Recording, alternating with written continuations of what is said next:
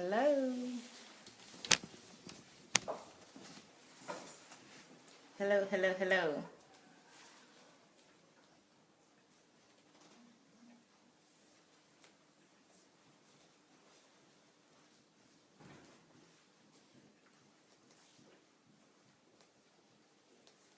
Just joining.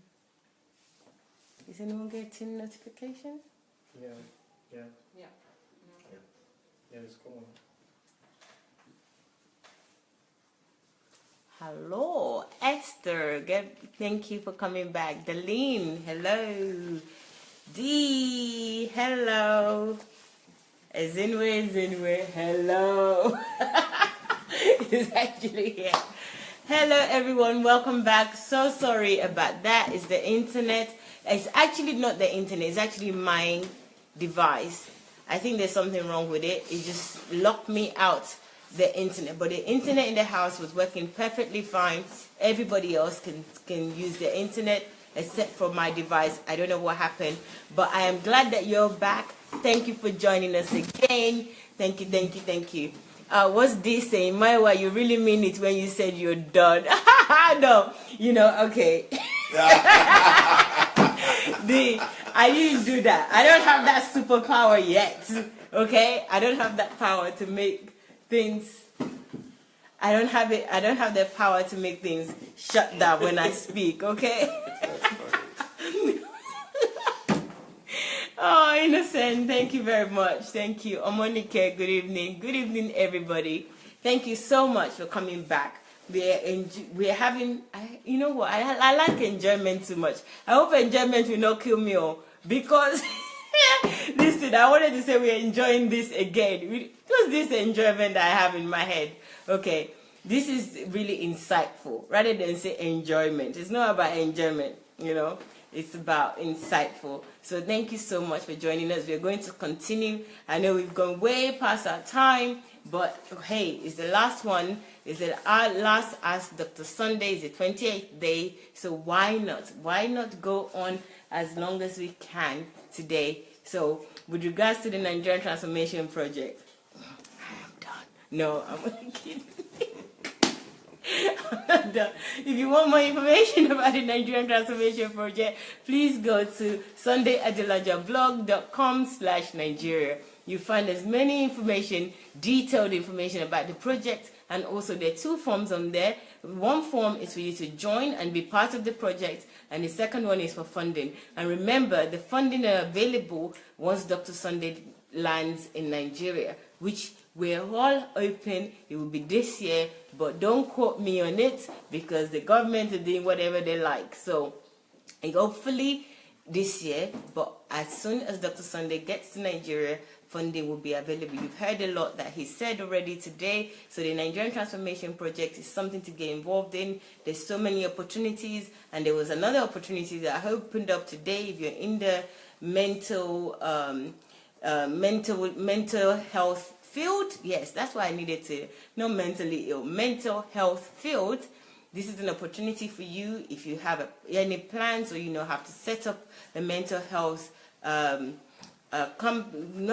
mental health facility. Please, thank you. Please get involved, okay? Please, it is absolutely worth it. All right, Dr. Sandey will be back shortly, but before, let me just read your comments, if I can get to them. Okay, I'll read it on here. I'll read your comments on here, so just bear with me. Yes, we're back. It's up again. The rich and powerful took the network. Somebody said the rich and powerful took the network. God bless. Thank God for you. You're back. We're back. So everyone, come back. Come back. So guys, start sharing so that others can come back. They will know that we're back, okay? Just go ahead and ask the next question. So the question is about the rich and the wealthy, sir, which is, you've spoken much about the transformation project and the poor. Please, what is your plan towards the rich, the wealthy? Do you have any program for them? Oh yeah, yesterday, just a few minutes ago when we were speaking about, when we were talking about my editors, I spoke about working on some books. One of the books that, the way I'm going to address the problem and the question of the rich and the elite in Nigeria, I have a whole program for them. And these programs are put in book form. Unfortunately, the ideas are there, but the books need a lot of editing. The manuscripts are ready, but they need editing. Success was here, but I don't. It's gone out. Huh? Yeah. Okay, so he's supposed to help me to put order and edit these books. So one of those books is called "The Role of the Elite in National Transformation," because our people have not been addressed as such. Our people have not been told why they have been blessed with what they have been blessed with. And why people in our country, I still live in a country where being educated or being privileged or being an elite is still seen as a privilege. It's still seen as a class thing. We are still living in Nigeria, is still a country whereby to have something or possess something is still seen as a status stuff. So people are not knowing. They don't really know and are not aware of the role and the demands of God and even nature from the elite and the reason why the elite. So the role of the elite has not been well defined.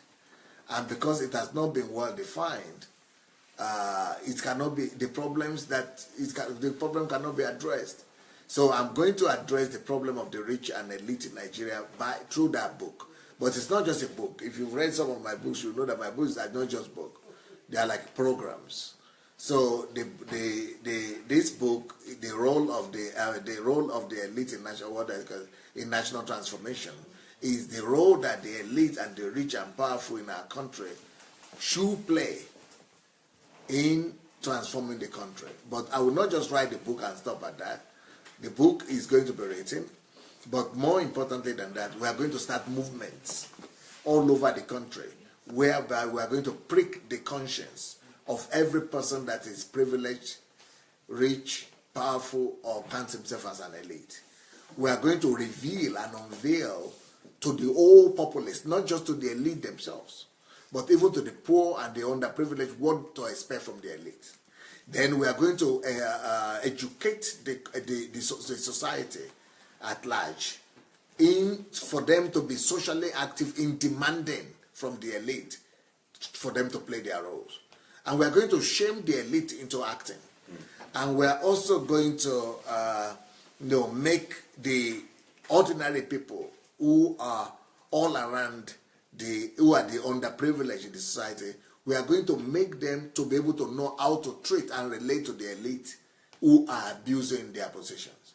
And then we are going to make the elite themselves to go and start movements, NGOs and movements in educating each other and, about the role of the elite. Okay, we have some clubs like, right now, what the elite in Nigeria are doing. Like, for example, we have clubs like Lions Club. That's an elitist club. We have clubs like Rotary Club. That is an elitist club too. So all those clubs, what they are doing right now is to meet together, to have some parties, and then to do projects. So they are fixing road, bus stops, and maybe one hospital, and then. But that's not what I'm talking about. What I'm talking about is starting a whole movement, by the time we do like 100 or 200 or maybe 1,000 civil society groups all over the country that are only hammering on one thing, waking up the conscience of the elite and shaming the elite into their social obligations. Then you begin to know that Nigeria has changed, something has started. So that's just one book, The Role of the Elite in National Transformation. The other book that's going to address that particular problem of the rich and poor in Nigeria, the rich and powerful in Nigeria, is going to be called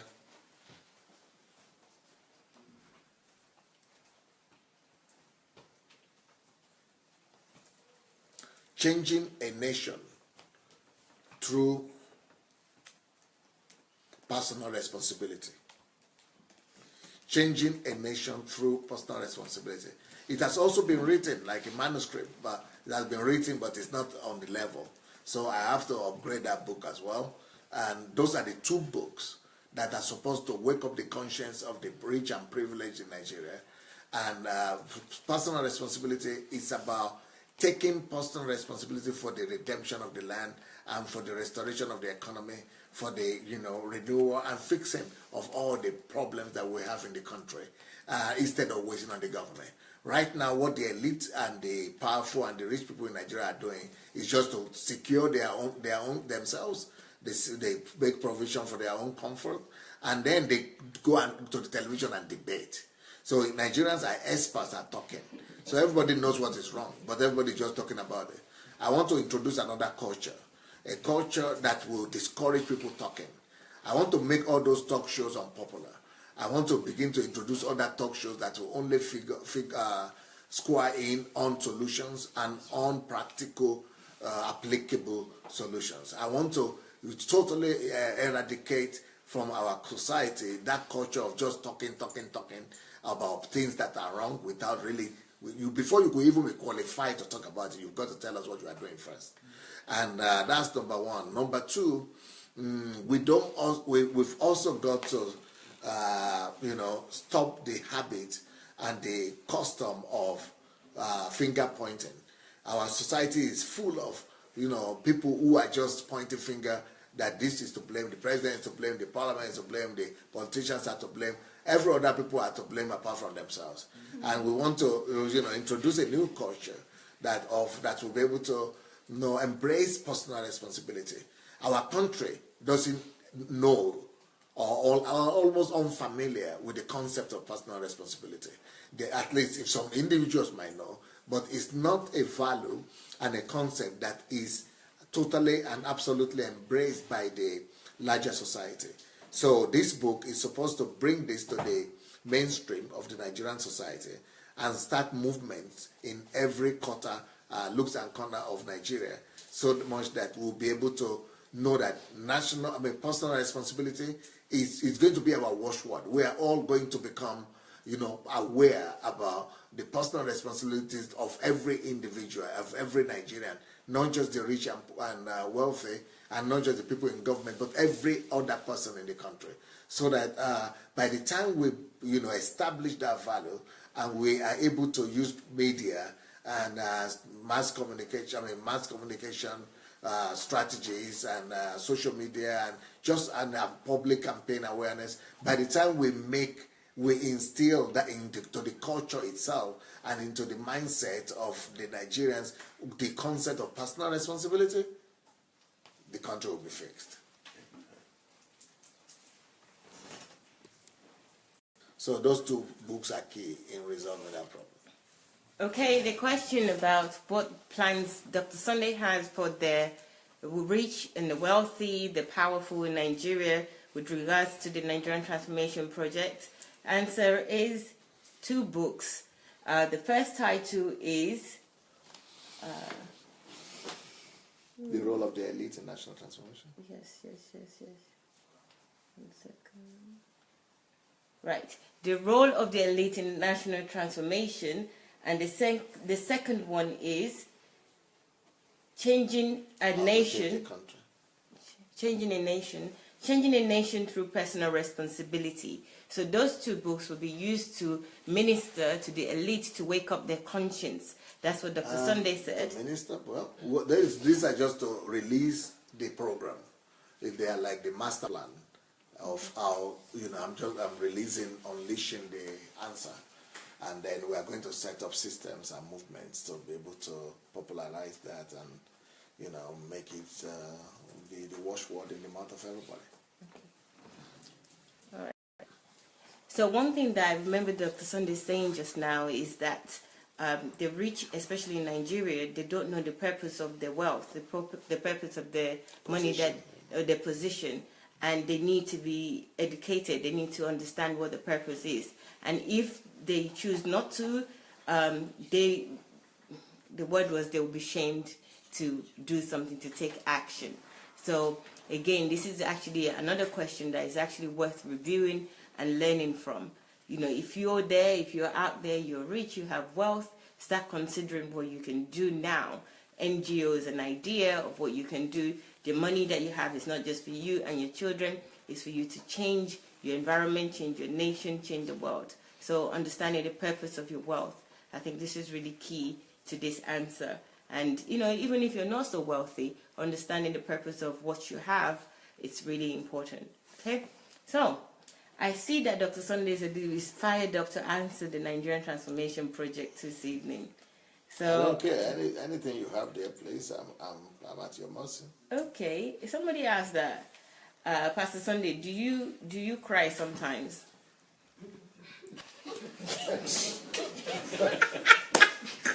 He said he doesn't care. I just wonder what that will give that person. Just to show your human. Yeah, I just wish to know how that will help that person. But for your own good, if it's going to give you peace and it's going to make you fine, if that answer will help you anyhow, then I would like to say I cry all the time. I cry at least once a month, sometimes more than that. But I don't just cry, I weep for many reasons. And that's why, because I cry is why I wrote the book, Insulted by Ungodliness.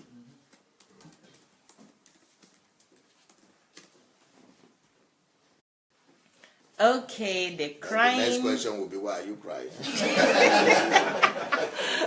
The study says, why you cried? You already said that he cries because he weeps. So he's insulted by ungodliness. He weeps about what is happening in the nation, in the world, how people, you know, promote God in the wrong way. So that makes him cry. If you don't already know what insulted by ungodliness is about. There are many things that make me cry. Okay. The number one thing that makes me cry is worship. When I'm in God's presence, worshiping and personal relationship with God, just being in the presence of God and His relationship with God, I could be overwhelmed by Him and His presence. So that's number one, the thing that makes me cry. Number two thing that makes me cry, I weep, is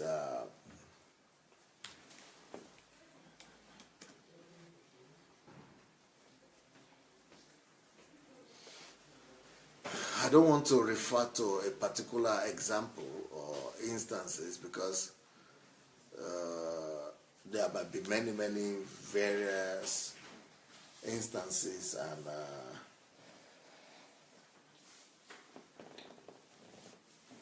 examples. There might be many things responsible, but basically let me define it as this. I cry and I'm forced to weep each time I see a situation that basically I know could be resolved, and I know that they could be addressed. Plug it somewhere. I know that it could be resolved or addressed, but people are suffering as a result of it, and it's not being addressed. Many things. Okay, for example, I cried when I saw, last time I cried, let me tell you, maybe this, I think it's going to be very difficult. Let me give you a few of examples of what made me cry.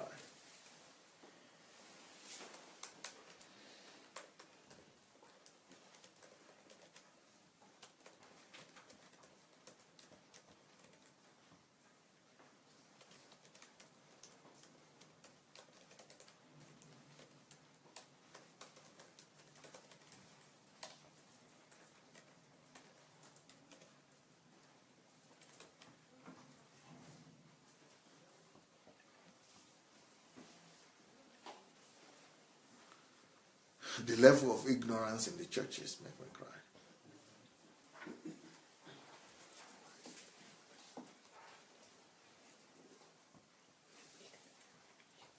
The gullibility of my continent makes me cry.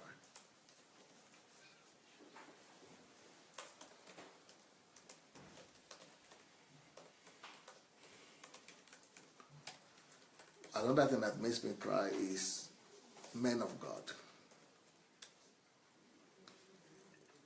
Men of God that are leading people, people believe them and are powerful, but who are walking in darkness and in, for me, from where I'm coming from what I know, those men of God are enslaving people, they are killing people, and people are celebrating them. And people think they are men of God, they are the best, they are next to God. But would have set up a system that is totally against the nature of God and the mind and heart of God. But they are not saying it. How I will not cry? How will I not cry? Saying that. Another thing that made me cry of recent was when I watched the documentary film about Thomas Thomas what was his name? Sankara, Thomas Sankara, Rawlins, Samora, and Samuel Nojoma. So I watched all those documentaries like in 2 days, and I cried for my continent. Another thing that made me cry of recent is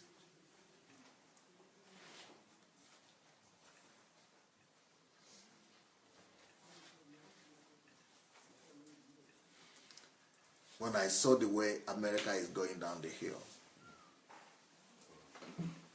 and the hope of the forefathers and the departure from that, how far the country has gone. I cried.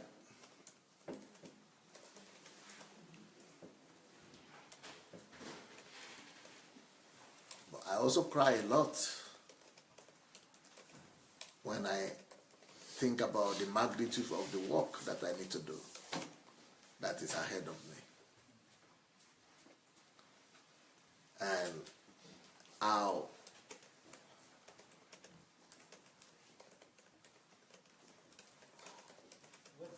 I feel sometimes powerless and limited. That also makes me cry.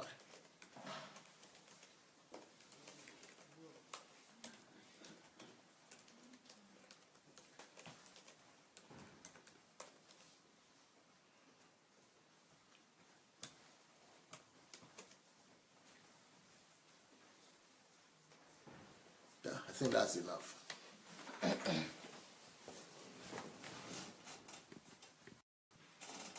Okay, guys, we started this question with, like, I'm not even going to answer it. What is it going to do for you? But obviously, there's something in there. So thank you for the person that asked this question. What do you cry? Yes, he cries. He says, Dr. Sandey cries. And not for the reason that you think, not because somebody took his sweets, okay? It's for other reasons, and they're so deep. So I wrote some of them down. I'm going to try and list them for you now so that you would understand. Maybe you will cry for a good reason as well. Okay, not because you're hungry, you know. So, one, I cry, and actually he said he weeps. He weeps when he's in the presence of God. So when he's praying, and he's praying about something, I don't know, but he prays and he weeps. Okay? And he says, first also he said that he cries several times a month, at least once or twice a month. And then he said he could be overwhelmed when he's praying. So that's quite common. I think people do that generally. But this one, the next few ones I'm going to list. I cry when I see situation that could be resolved and people are suffering over that situation. That really touched me while I was listening to it, because I was laughing at first as well. But just listening to that, I cry when I see situations that could be resolved and people are suffering for it. What kind of compassion is that? You know, I block situation out of my head when I see people suffering from it, but he cries. So somebody that cries obviously would look for solutions. So that's amazing. And then there's another one, the level of ignorance in our church. Don't even let me out on that, okay? So let's just leave that. The level of ignorance of our church. Read Mountain of Ignorance and other books by Dr. Sandey, but the level of ignorance, I could scream. So that also makes him cry. The gullibility of his continent, so the gullibility of Africa, you know, that honestly got me thinking. There was just alarm bells ringing in my head, that how gullible are we, you know, how gullible, you know, the word gullibility got me really thinking that we are gullible people. So that's really key reasons, you know, it's not just crying, it's crying for really depth, profound reasons. I can't believe this. And then there's something else, men of God, another reason why he cries, when he thinks about men of God who are enslaving people and people are celebrating. You know, that honestly, another one that is related to church, I can't deal. So let's move on quickly from that, because I can't deal with it. Of course, the men of God are not aware that that's what they're doing. They don't know. They think they're serving God. They are sincere in what they're doing. But, you know, people could be sincerely wrong. And even the people don't know. They think they're the men of God. So people are good people, but what they have done, what they have set up without them knowing, is anti-God.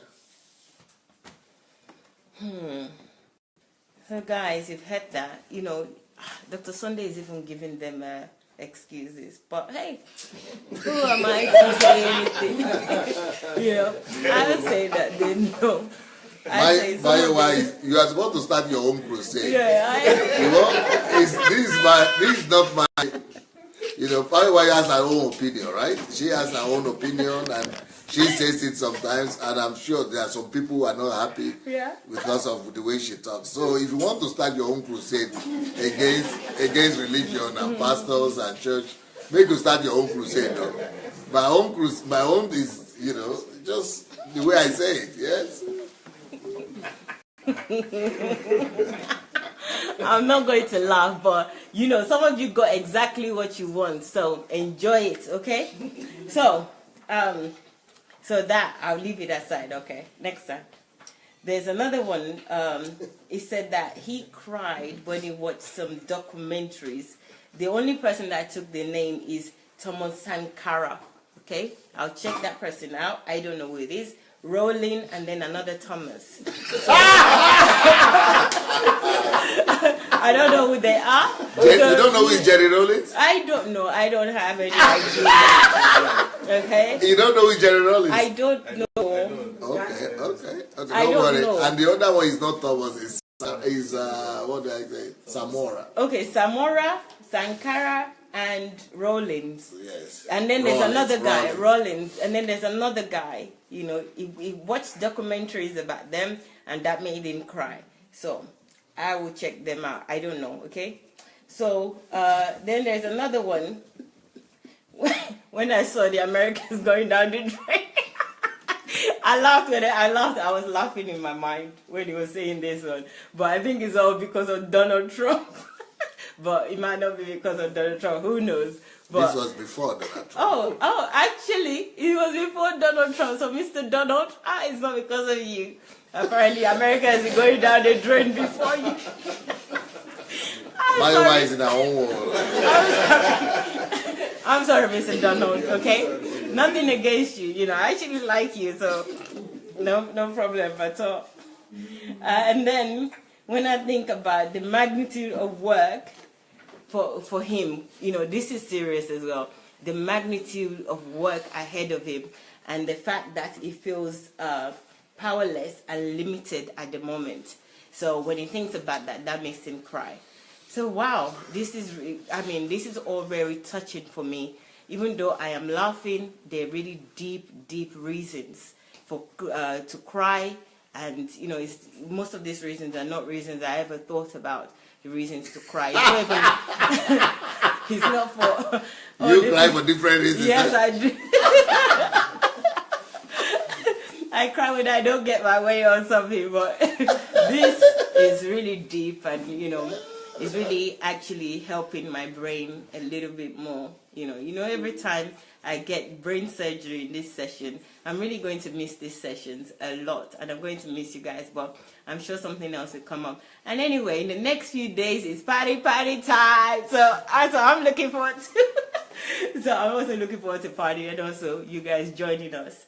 Okay, because we started again this next session, so I think maybe we should go on with a couple more questions. This person asked, do you have any day you regard as the most joyful day of your life? If there is, what made that day unique?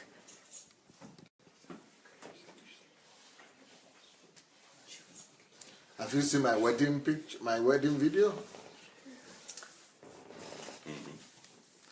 That's an interesting video. That video might answer the question for you. I have it on my YouTube blog, Sandey Adelaja YouTube channel, Sandey Adelaja Official. There are two of them.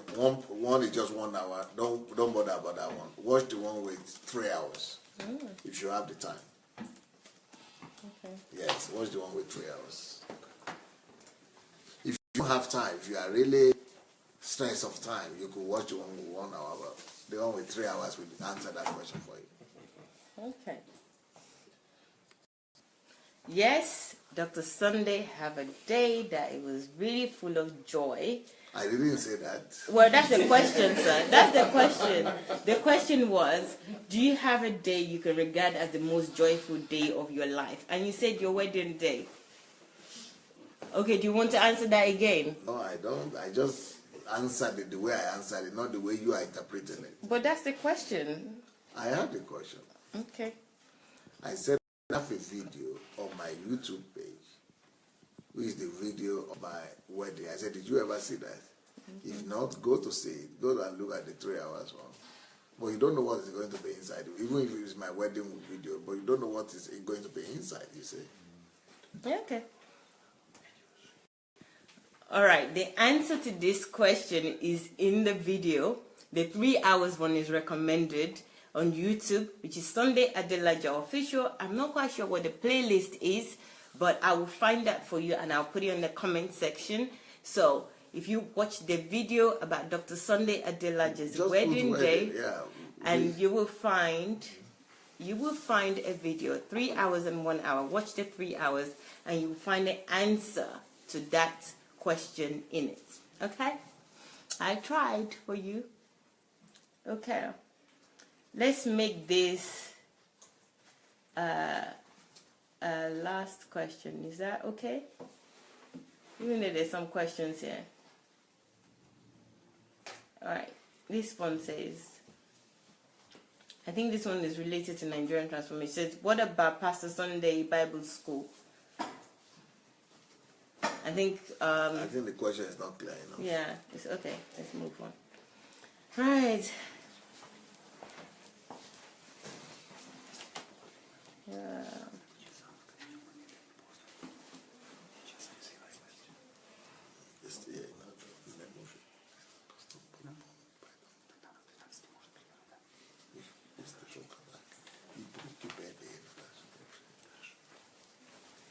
Okay, this one says, DSA, if you were in any of the Arab nations, how would you go in terms of speaking about the gospel of the kingdom, not forgetting the strict law they have? It will be easy. It's going to be easy not just for me, but it's going to be easy for anybody whose mindset has changed about preaching. For me, and about ministry. For me, I've been taught by the Lord Jesus Christ himself and by my life experience. I've been taught that preaching is not ministry. And I've been taught that teaching the Bible is not ministry.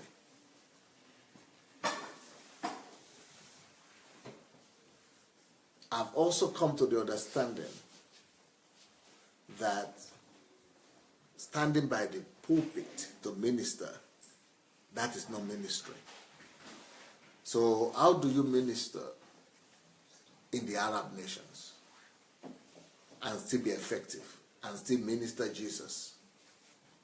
It is by knowing that to minister Jesus you don't need a pulpit, to minister Jesus you don't need Bible, to minister Jesus you don't need to teach, to minister Jesus you don't need to have prayer meetings, to minister Jesus you don't need to wear a suit, you don't need to have a crusade, and you don't need to have evangelism.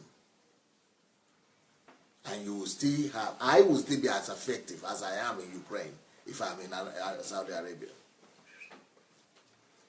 And anybody can still be like that too. So how do you do it? That's why I will advise all of you to go listen to my message, How God Bust My Theology. It's on YouTube there. So, but let me give you a few keys. To minister effectively in the Arab world, Saudi Arabia, and without your head being cut off, and without you going to life, to prison for life, you've got to ask yourself the question: how can I reveal God and preach the gospel such that I only use words if it is necessary? That is Saint Francis of Assisi who said that. Preach the gospel at all times, everywhere. And if necessary, use words. That man has a depth that God, I've been privileged, that God has taught me. I've been privileged by God. I've been favored by God, and God has revealed that same secret to me of preaching the gospel without ever opening your mouth. Only if it is necessary you can use words. Until you learn to preach the gospel without necessarily using words, you don't really get it yet. So, but once you get that, and you have understanding of ministry without words, without using words of preaching or doing all your religious stuff, then you know it's easy to bring Christ to Saudi Arabia or any other place. One, you must understand that ministry is about what I spoke about a few minutes ago. Ministry is not pulpit, it's not preaching, it's not teaching, it's not carrying Bible, it's not wearing suits. Ministry is the ability to touch people with God's love. Ministry is the ability to cause people to experience the touch of God's divine love.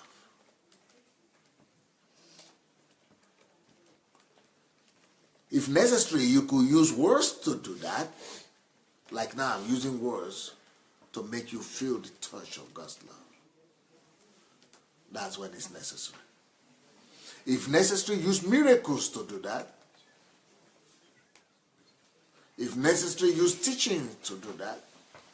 You see, I never even carry Bible in my teachings, in my live broadcast. I never even use open Bible. And I'm talking forever, almost. For thousands of hours, and I don't even open Bible. I don't even carry book. I don't even carry anything. I don't even open anything. If necessary, we could teach, we could preach. But the ability to make people to experience God's love. That's the essence of revealing Christ and the essence of ministry. For example, Jesus defined ministry when he said, I was sick and you visited me in the hospital. You say, you didn't preach, but you visited me. Love.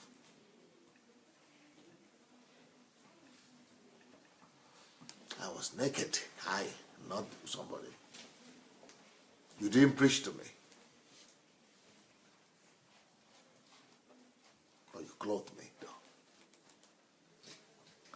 The Good Samaritan, he couldn't have preached to that man because he was not a preacher, he was not even a Christian, but he revealed more God than the priest that passed by was ready to preach. And the Levite as well. Could you carry the gospel? Could you minister without ever opening your mouth? I will still be as effective as I am right now. Because I'm not even preaching in Ukraine anymore. Once a month I go to church to preach. I'm not preaching. I'm just living in my house. I'm just hanging around, laughing and enjoying myself. That's the only thing I do around here. That's the only thing. I'm not preaching. Do you see me with my Bible here today?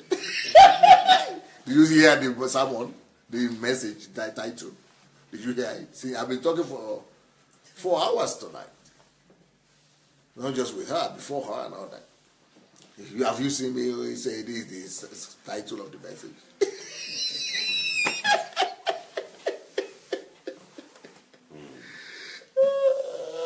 It's not necessary.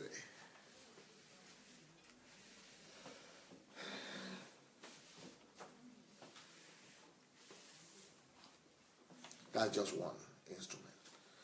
Number 2,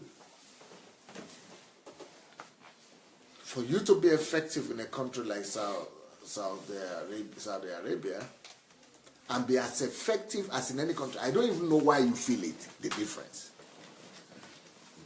Maybe just like I used to feel it when I was a younger believer, when I just came to the former Soviet Union. I used to feel I was in communism. But after God taught me, it doesn't matter anymore where I am. There's no difference. Either in communism or anywhere, it's just the same. Next point, you must learn to become a God carrier.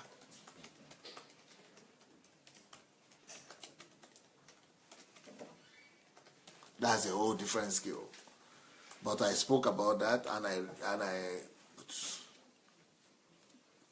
I taught on how to become a God carrier in my series on YouTube that I spoke on, where I spoke on prayers and the kingdom.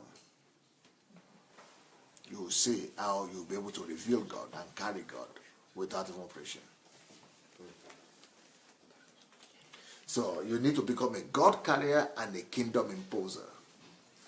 And people will still be getting saved without you preaching.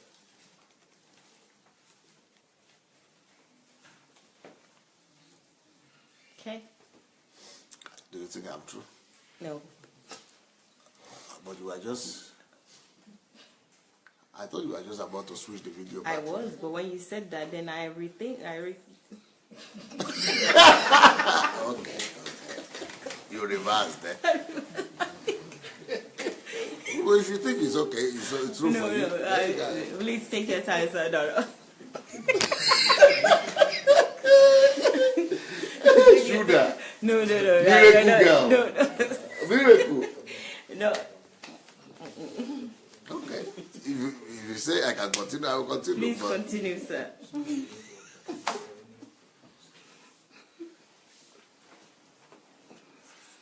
So I've told you about having the understanding of God's love and how to use it to touch people and transform people. I've told you about having the understanding of ministry. What ministry is. I was naked. I was in prison. And I've told you about number 3. What did I say? Last one. It's how to become a God carrier and a kingdom And imposer. yes, and how to become a God carrier and a kingdom imposer. Number 4.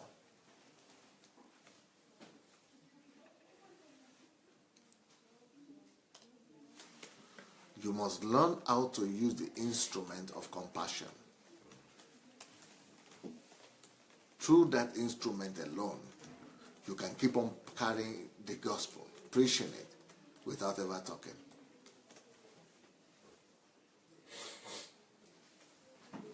Number 5.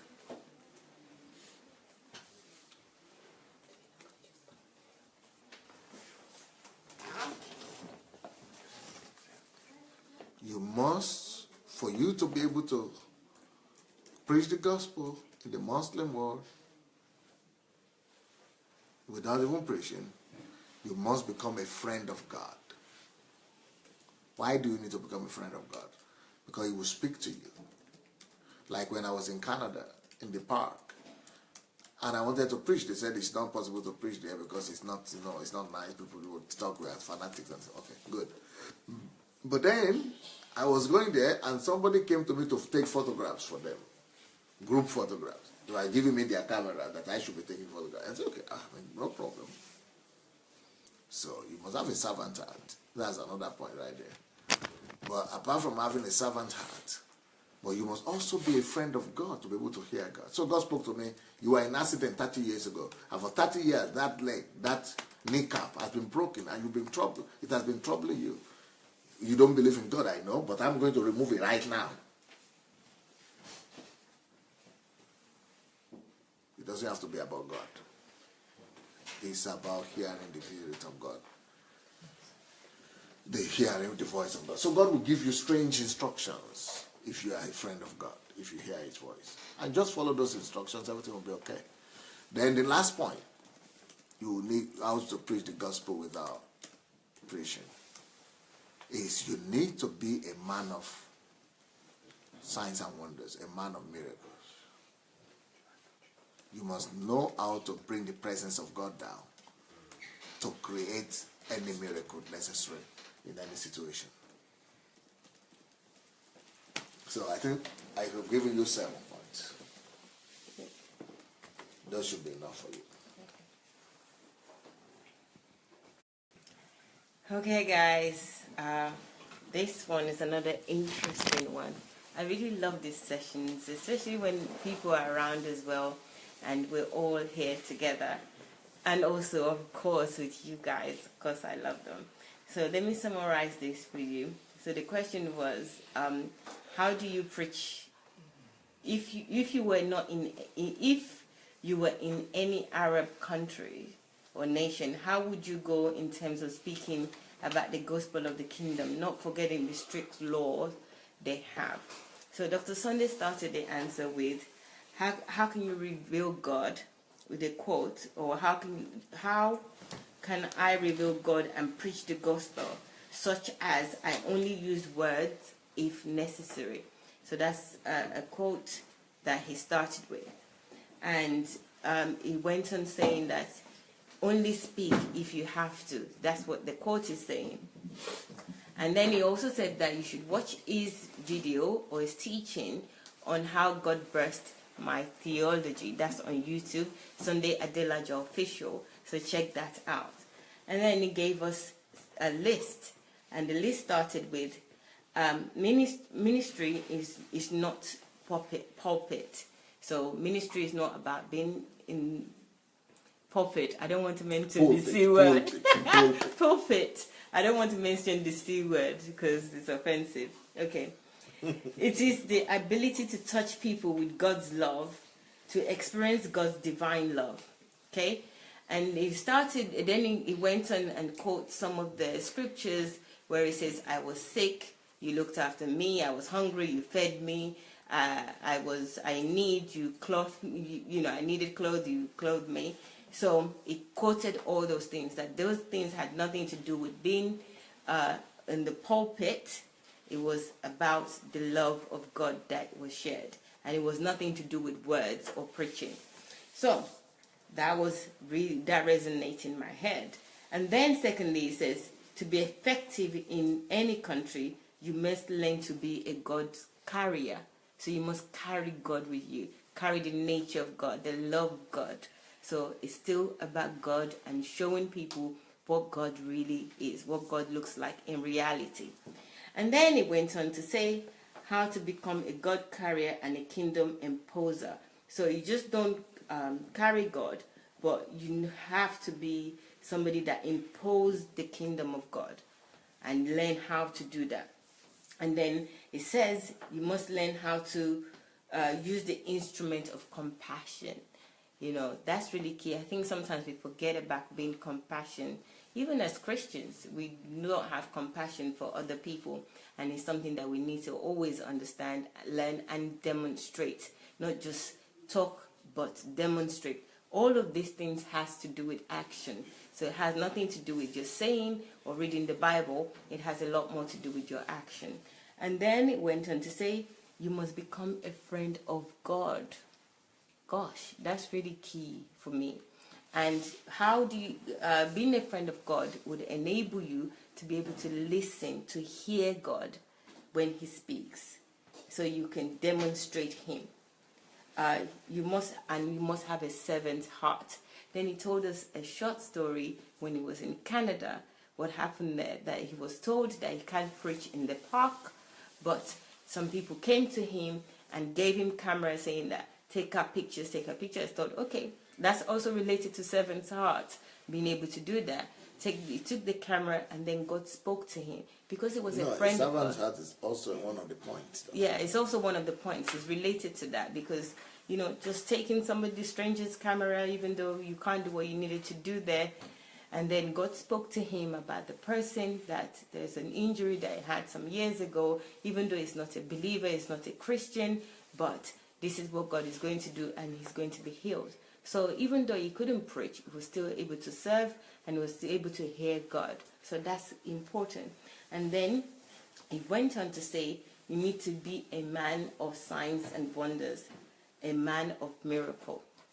So guys, I think everything that could be said today, it has been said. I hope. But what that is, for example, when... Hold on. That is when you cannot use words, right? So that you don't get into trouble. But what about how much more privilege and opportunities you have when you can use words? It's just like Sweden. I was in Sweden one time and somebody told me that they have an average of one conversion in 11 years. That's the average, or in 6 or 11 years, maybe 6 or 11 years. One salvation is 6 or 11 years. I said, that's the average, you know. You could have many today, but then dry past church. Past church. I said, okay, it's good. I think, yeah. I said, good. I said, while I'm here in this your Sweden, I am going to get somebody saved every day. So, you know, I'm here for 4 days. In these 4 days, everybody, you people are with me, right? Everybody will be saved. People will be saved every day. And now that was a problem because I was having meetings from 10 o'clock in the morning, then, you know, little breaks, then 10 o'clock until 10 o'clock at night. So where would I even find unbelief? I don't even, because they put me in the car, they take me to the meeting, take me back to the hotel.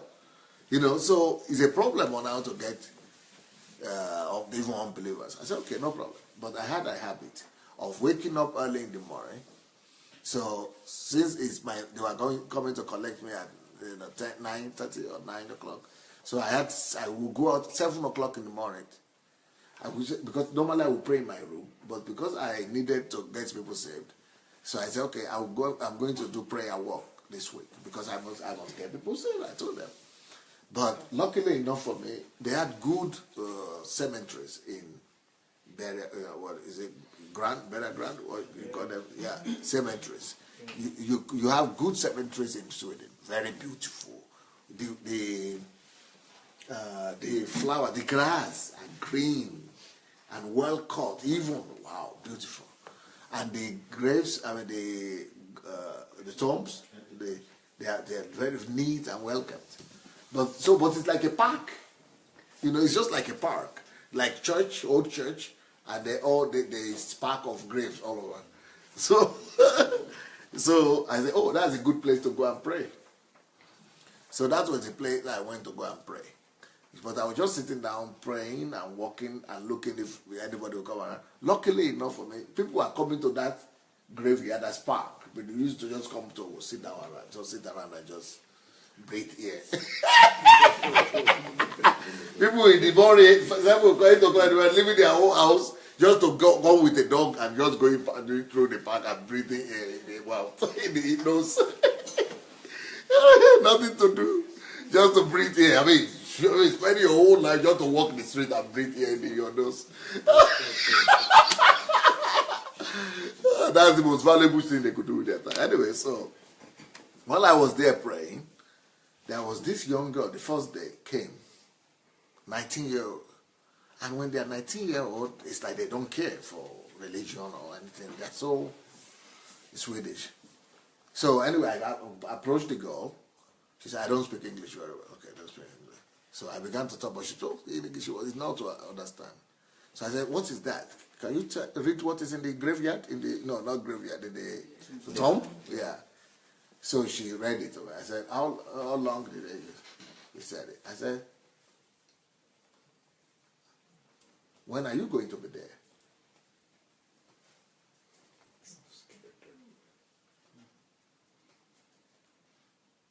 Then I said, did you see that? Because what I saw there is, they are writing things. Andres Anderson, for example, carpenter. This painter. this architect. That's what they write there. And then they put the years. Born 1952, then they put dash. Dash 82. So what is dash? Empty. Life without meaning. Minus. So I was explaining that to her. By the time I finished, I didn't even say Christ or anything. She began to cry. I said, pray after me. That was one. So before I left that city, in 4 days, 11 people got saved. Because another day I didn't in the burial ground, not everybody was coming, in the cemetery. So they took me to eat. Because they were taking me to a restaurant to eat. You know the way they do restaurant. But restaurant, they have young people who they're always running to bring food. So I said, wow, do that thing again. What did I do? I said, you just smiled. He said, yeah, did I smile? I said, yes. Can you smile again? I love it. I love it. You look so beautiful. Can you? I said, fine. No, you Swedish people, go and see this girl. Look at her smile. Let her smile for you. He said, oh, yeah. I said, good. Is it true? Yeah, it's true. Give me another smile. By the time I was through, I was getting her saved. But then the boss came and said, oh, don't disturb him because she has to work. It's time, everybody, other people are working. I said, no problem. I said, you too. He said, he's a man. But so I started telling him some things. And this and this. By the time 2 other workers came, 4 of them got saved that day. So I got 11 people saved. And they were telling me they needed 6 years in the average for one to be saved. So what I'm saying, if you can talk and you can smile and all those things, you can even get more people saved than in Saudi Arabia. That's what I think.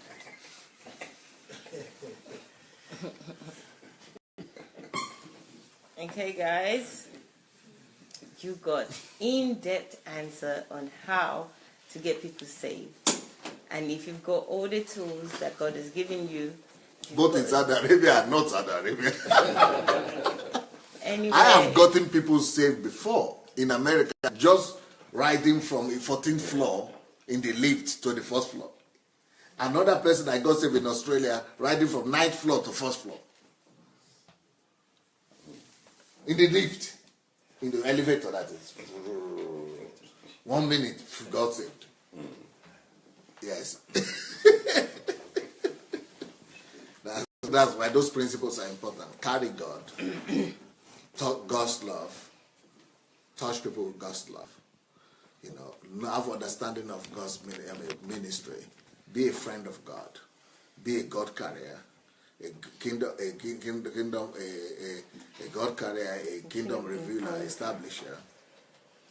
Those things shouldn't be tough. They shouldn't be difficult. Okay, guys, you've heard it all here tonight. Thank you so much for joining us. I'm very grateful. My birthday is tomorrow. I need to go rest. Yes.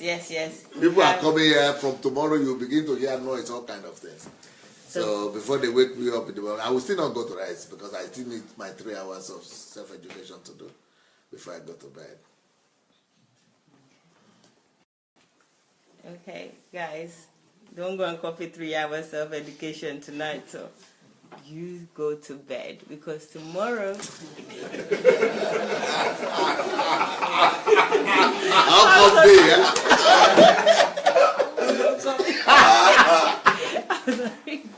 If you want to, please, I can go ahead. But I'm just saying, tomorrow is party time, and you need to be, energetic. So from tomorrow to Sunday, party. Dr. Sunday is going to do self-education now. But you are concerned for them, huh? Yeah. I need you to be, But we are going to party. So I'm keeping calm so that I have energy for tomorrow. I appreciate you all. I love you for joining us, and I love you anyway. I'm going to demonstrate love to be the person that God wants me to be. I want to demonstrate love to preach the gospel, not to invite people to the C word. So, guys, you've heard it all today.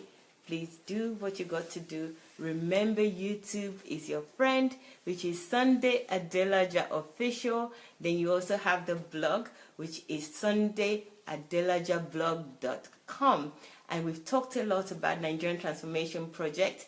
Put /Nigeria if you want more information about that. And I hope to see you tomorrow, definitely. There's going to be a few interviews tomorrow. Please join us. As people are coming in, I'll try to blog them, or vlog them. Vlog them. I'll even vlog them in their room. How about that? I'm going to do that, okay? So I hope to see you guys. But there have been some people who have come since today or yesterday. You didn't blog any. Yes, I didn't because I was setting up. Wow. So have a look. I just thought I should remind you of that one. Maybe there's some faces that you will recognize. You better take it out. Yes, I think that's a better unless idea. You want to, unless you are through with that. No, not true. So guys, there's some faces you recognize. Hello. Oh, look at this big family here. They just got to you. They missed your hand. Okay. Oh, sorry. Right there. So guys, here we are. We could not forget about it. Anastasia and the family. Oh, it's Anastasia Hyder. Queen You have A. to since you decided to do that, you have to put that word. Okay. Hello. Hello.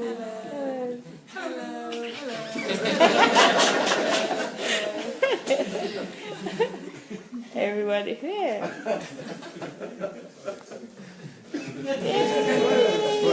Mini D is here. So guys, party. So it's party time now. What time is it now? It's almost to 12. So I can't keep calm. It's DSA Golden Jubilee starting in a few hours. I'm going to get a little nap and then come back all energized to party. I cannot wait. DSA is going to study for 3 hours, but I will be sleeping. So I will see you guys tomorrow. Don't forget about Success's book. Oh, yes. Okay, this is the author. Actually, let me just ask him to say hello to you. Hello. Oh, yeah. Okay. There's a suggestion out there, right? Okay, this is what we're going to do. We're going to interview the author of Heroes. I don't know the rest of the title. It's too late. I'll get the titles for you. You know, I've already posted it on Dr. Sandey's page. We'll get the information and we'll be talking to him before he leaves Agoba. It's Dr. Success Fakola Day. So we'll be interviewing him at some point, maybe tomorrow, maybe the day after. I doubt it. I'll be partying. So let me. I'll be interviewing him at some point. Probably tomorrow. But if not tomorrow, I definitely will. Okay. So thank you guys. Love you, love you, love you. And remember to share. I didn't even say my share. Okay, let me say that. Share. I know some of you like that. Share. Okay? Share. Bye. Thank you guys.